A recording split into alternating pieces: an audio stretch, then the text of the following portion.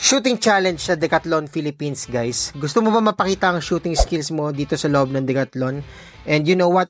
Tinry natin to at marami tayong nakasabay na magagaling sa isa sa mga paboritong stores natin. What's up mga ka-hype? Bill Flash here and I'm here at Decathlon, guys. And you know what? Balita ko meron shootout na nangyayari dito every weekend. So let's go check them out.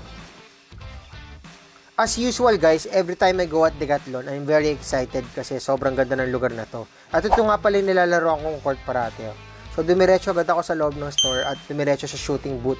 Napakaganda ng setup ng shooting booth na to, guys.